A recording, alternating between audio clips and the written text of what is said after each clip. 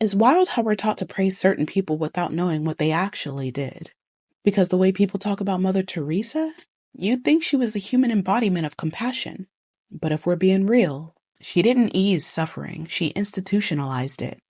And the world praised her for it. Born Agnes Boyajiu in 1910, she founded the Missionaries of Charity in India in 1950. Her whole image was built on helping the poorest of the poor.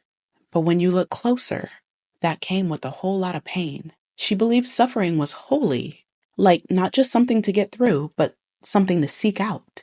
Her words, not mine. There is something beautiful about seeing the poor accept their lot. The world gains much from their suffering. And that belief, it showed up in everything. Hospices where people were dying without pain meds. Needles reused, no proper diagnosis, no doctors. Just people laying on cots, sometimes in agony, while volunteers watched and prayed. And that's not because the money wasn't there. She was pulling in tens of millions of dollars in donations. But instead of improving care or hiring real medical staff, the money mostly went to opening other centers doing the same thing. That money didn't follow the suffering. It fed the brand. And the kicker? When she got sick, she didn't go to one of her own clinics. She went to a top-tier private hospital in California. So she knew what good care looked like. She just didn't believe that poor people deserved it. So let's get into her political choices. Because, she was active. She took money from Charles Keating, who stole millions from working-class families. And when he got caught, she wrote a letter to the judge defending him. And she never returned the stolen donations. She cozied up to the Duvaliers in Haiti, literal dictators. She called them friends of the poor, while their regime was torturing and killing people.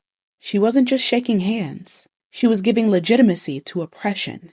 And don't forget what she preached on stages like the Nobel Peace Prize podium. In front of the whole world, she said, "The greatest destroyer of peace today is abortion. Not war, not racism, not genocide. Abortion." And she fought against birth control, divorce, and women's autonomy in places where women were being brutalized. She didn't preach liberation. She preached obedience. And former members of her order, they've spoken out. One woman, Susan Shields, said that they were taught not to ease patients' pain. They had the medicine, they just didn't use it. Because suffering was considered spiritually valuable. Let that sink in.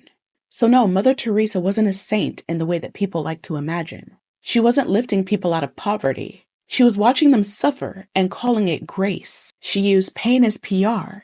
She used poverty as a stage. And the world applauded because nobody wants to believe that their heroes are built on harm. But here's the truth. If you're glorifying suffering instead of ending it, you're not helping the poor, you're just using them. And that's what her legacy really is. Not holiness, just harm, with good lighting.